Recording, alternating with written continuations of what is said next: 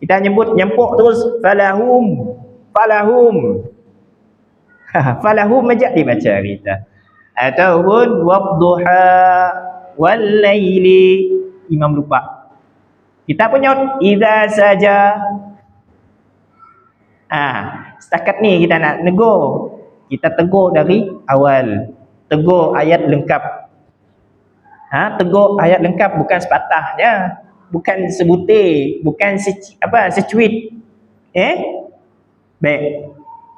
Si memadai dalam erti kata yang lain, ia boleh disebut sebagai jumlatun mufidatun, iaitu jumlah atau perkataan yang difahami. Saya katakan begitu kerana jika kita perhatikan peristiwa Sayyidina Ali yang menjadi dalil harusnya tafhim amar, dalil yang membolehkan kita baca atau tadi baca Al-Quran dengan tujuan nak memahamkan orang lain, itu daripada Sayyidina Ali. Kita dapati beliau tidak hanya memadai menyebut sepatah perkataan seperti fasbir. Malah beliau menyambung beberapa patah perkataan lagi. Sambungkan ayatnya sampai lengkap. Hingga menjadi jumlah mufidah. Jumlah ataupun perkataan yang difahami. Ataupun senang kita faham, kita adalah baca ayat penuh. Baca ayat yang penuh. Jangan setengah saja. Jangan watawasau bil haq, watawasau bil haq. Dua kali je baca haq. Kita pun asab. Si cukup. Si memadai. Sepatutnya apa? Kita sambung ulang daripada ayat yang awal.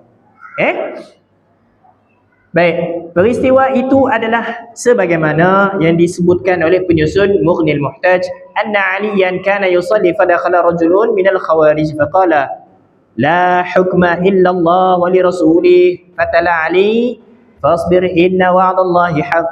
Pada satu ketika Sayyidina Ali dulu berlaku persengketaan di antara Sayyidina Ali, Muawiyah dengan golongan Khawarij. Maka golongan Khawarij tu musuh benar dengan Sayyidina Ali. Makanya nak sindir Sayyidina Ali ketika solat. Dia ingat Sayyidina Ali tu si cerdik. Maka Sayyidina Ali pun membacakan ayat, apa katanya? Fasbir inna wa'dallahi haq. Menyahut balik kepada orang yang ganoknya, si ada hukum melainkan bagi Allah illa lillah wa li rasulih. Melainkan bagi Allah saja boleh beri hukum, melainkan bagi Rasulullah saja boleh beri hukum. Orang lain boleh. Maka ialah disebutkan Sayyidina Ali, katanya fasbir inna wa'dallahi haq, yang bermaksud oleh itu bersabarlah, sesungguhnya janji Allah itu benar. Bacaannya menyahut balik kepada orang yang menyindirnya waktu tengah solat. Tu dugaan para sahabat. Selain dari itu, sebagaimana yang penulis kitab tu sebutkan tadi, bahawa penyusun Mughnil Muhtaj mengatakan wahada tafsil yajri fil fatah. Maksud perincian begini juga diguna pakai dalam masalah fatah ke atas imam yang terlupa ayat Al-Quran. Maka dengan itu dapat kita ambil kesimpulan bahawa yang pertama, si memadai hanya satu atau dua patah perkataan yang si boleh dikatakan sebagai perkataan yang difahami.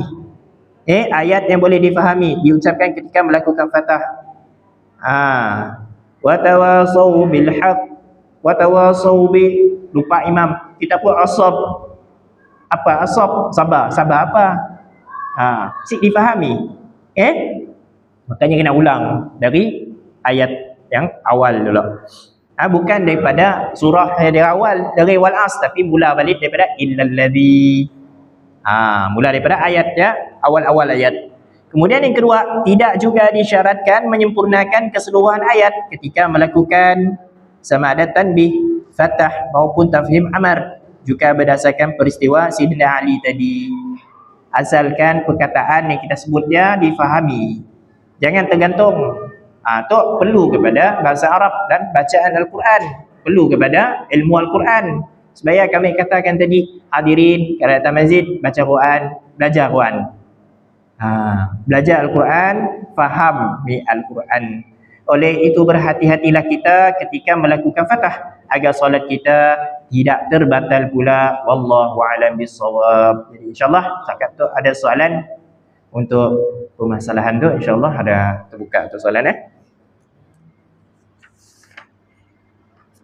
Niat kami nak guna whiteboard, tapi si kesampaian nak guna whiteboard. Sudah lah, kita terus pada minggu depan je. Untuk kami conclude semua masalah tu. Okay, insyaAllah ada soalan saya kata berkaitan dengan peraturan melakukan talqin atau mufatah. Kelak kita akan belajar tentang cara lafaz niat, tasbih, cara melakukan tasbih tu macam ni, tasbih tepuk tangan ni macam ni. So kita tutup kuliah kita sebab kita ada hajat untuk membacakan tahlil lah. InsyaAllah ada soalan saya kata.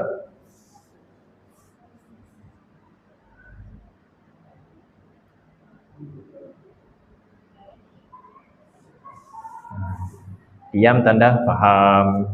Jadi insyaAllah mudah-mudahan apa yang dipelajari, apa yang kita dengar tapi si faham pun sudah hal. Mudahan bermanfaat ke atas kita semua, apa yang baik daripada Allah Subhanahu Wa Taala, apa yang dapat kita faham daripada Allah Subhanahu Wa Taala. Si dapat faham, mintalah bantuan dan manfaat daripada Allah Subhanahu Wa Taala.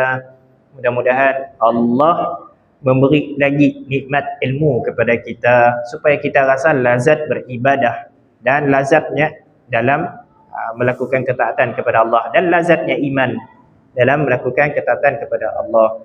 Aqulu qawli hadza wa astaghfirullahal azim li wa lakum. Assalamualaikum warahmatullahi taala wabarakatuh.